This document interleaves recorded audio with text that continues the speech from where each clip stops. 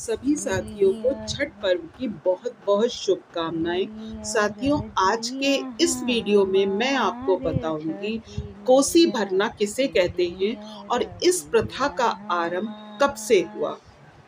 आइए सुनते हैं कोसी भरने की प्रथा के पीछे की पौराणिक कथा। साथियों, बहुत समय पहले की बात है।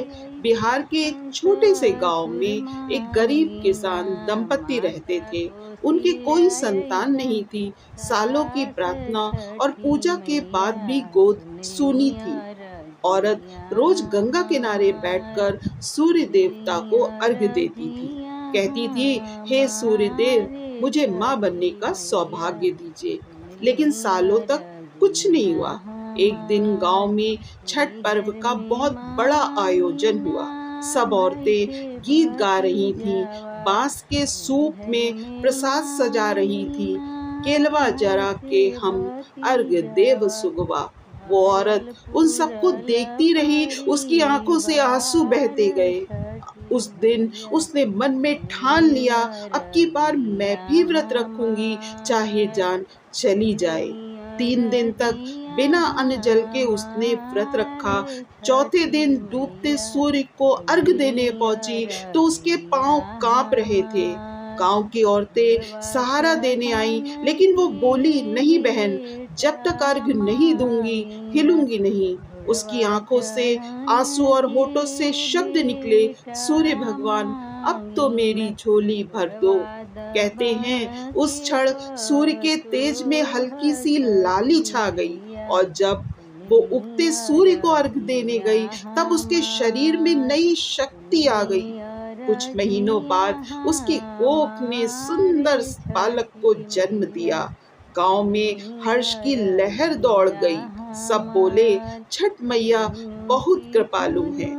वो दिन फिर आया जब उस औरत ने अपने बेटे के पहले छठ में पूरा गांव बुलाया। उसने अपने आंचल में चावल, फल, गन्ना, ठेकुआ रखा, सूप में सजाया और जब सूर्य देव को अर्घ दिया तो उसकी आंखों से फिर आंसू बह निकले। औरत बोली, मैया, आज मैं खाली नहीं हूँ, आज मैं भरपूर हूँ। मेरी झोली आपने कोख से भर दी।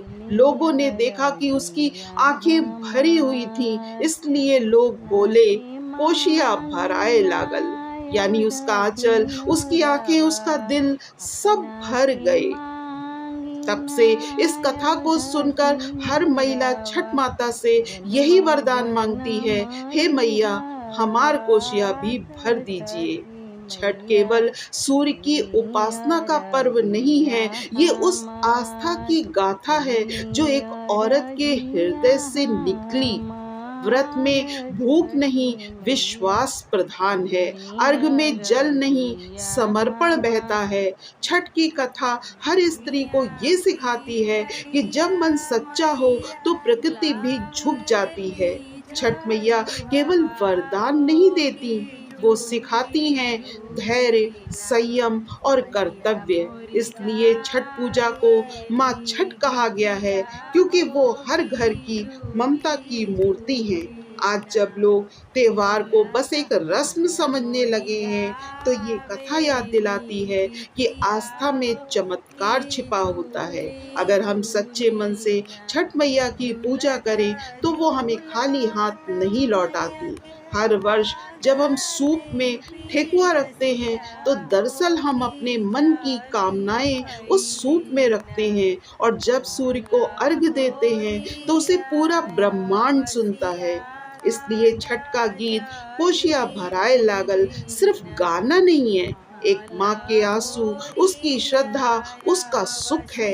यही है कोशिया भराए लागल की कथा, एक माँ की आस्था, उसके आंसू, उसके विश्वास की कहानी। लेकिन क्या आपने कभी सोचा है, जब मनोकामना पूरी होती है तो लोग कोसी क्यों भरते हैं? आखिर कोसी भरना क्या होता है? लोग इसे किस भाव से भरते हैं और क्यों भरते हैं? कोसी से घर का उजाला कैसे हो जाता है? इन सब का रहस्य जानना है तो 26 अक्टूबर के वीडियो में मैं आपको बताऊंगी कि कोसी भरना किसे कहते हैं और इसकी परंपरा कैसे निभाई जाती है। तो जुड़े रहिएगा साथियों, छोटी सी आशा के साथ, क्योंकि भक्ति की यह यात्रा अभी अधूरी है।